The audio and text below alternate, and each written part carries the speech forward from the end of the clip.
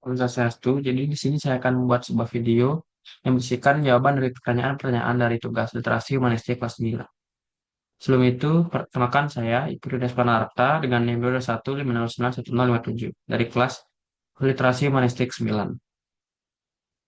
Dalam tugas tersebut terdapat beberapa pertanyaan yaitu apa yang dimaksud dari Homo ludens dan juga Homo faber.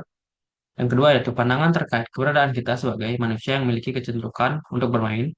Yang ketiga yaitu telusuri konsep diri kalian secara karakteristik personal yang menunjukkan bahwa kalian sebagai Homo ludens.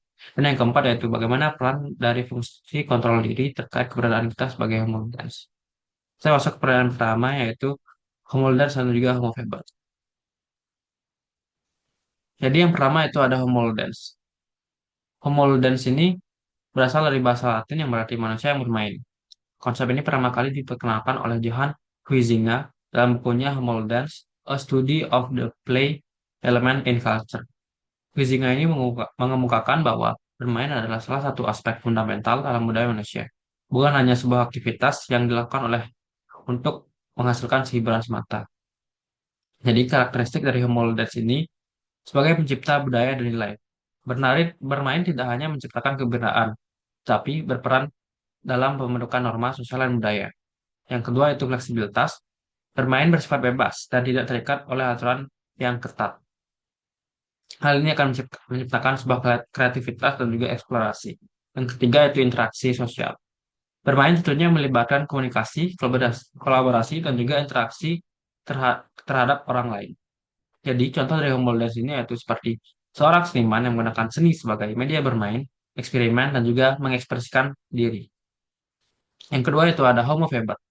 Homo faber ini berlawanan dengan Homo ludens. Homo faber adalah manusia pembuat yang pertama kali diperkenalkan oleh filsuf dan sosiolog Karl Marx. Istilah ini menggambarkan manusia sebagai makhluk yang bekerja, menciptakan, serta mampu membentuk dunia melalui alat dan teknologi. Karakteristik dari Homo faber ini yaitu produktif dan kreatif. Manusia menciptakan sesuatu untuk memenuhi kebutuhan. Yang kedua itu berkembang pada teknologi dan alat. Dan yang ketiga itu berorientasi pada hasil. Manusia bukan hanya menciptakan, tapi juga terfokus dalam pencapaian. Jadi contoh dari Homo faber ini yaitu seorang insinyur yang merancang dan membuat teknologi untuk memecahkan masalah di dunia nyata. Selanjutnya kita masuk ke pertanyaan yang kedua, yaitu pandangan kita terhadap keberadaan kita sebagai manusia yang memiliki kecenderungan untuk bermain. Jadi pentingnya bermain dalam kehidupan manusia itu bermain sebagai bagian dari dalam diri. Bermain adalah bagian dari naluri manusia dari sejak bayi. Bahkan sampai kita tumbuh dewasa pun, kita tetap membawa keinginan untuk bermain. Jadi manfaat-manfaat bermain ini dapat meningkatkan kreativitas, mengurangi stres, dan juga membangun keterampilan. Jadi, keberadaan bermain dalam kehidupan modern ini, banyak perusahaan mengintegrasikan elemen permainan dalam pekerjaan mereka, seperti penghargaan. Yang kedua yaitu terdapat media sosial dan video game yang sebagai contoh jelas bagaimana elemen permainan mendominasi dalam kehidupan sehari-hari. Selanjutnya kita masuk ke pertanyaan yang ketiga. Konsep diri sebagai Homo ludens. Di sini kita akan menelusuri konsep diri saya secara karakteristik personal yang menunjukkan bahwa saya sebagai Homo ludens. Jadi karakteristik personal sebagai Homo ludens saya itu kecenderungan untuk melakukan eksperimen. Sebagai Homo ludens, saya cenderung mencoba hal-hal baru untuk menantang atau menghibur. Seperti saya mencoba permainan baru dan alat kreativitas yang memungkinkan saya untuk bereksperimen dan berimajinasi.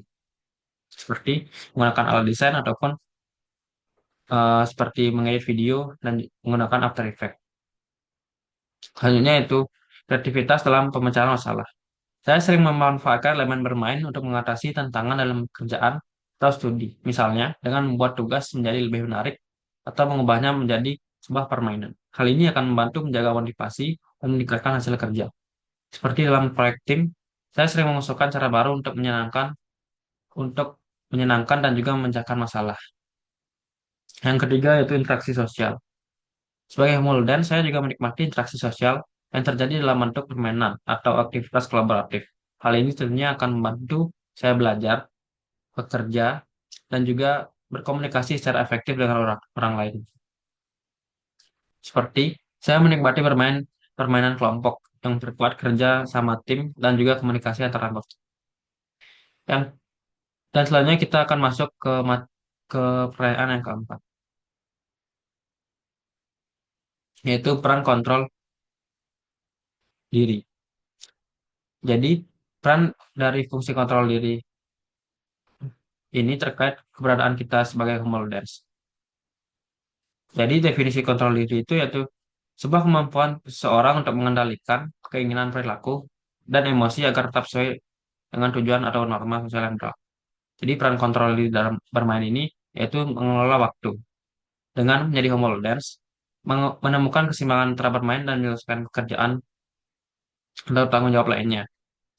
Yang kedua yaitu menciptakan keseimbangan, yang dimana kontrol diri ini membantu kita untuk menghindari kecanduan atau perilaku yang berlebihan dalam bermain. Hal ini memastikan bahwa bermain tetap menyegarkan dan bermanfaat, bukan untuk menjadi interaksi atau hambatan.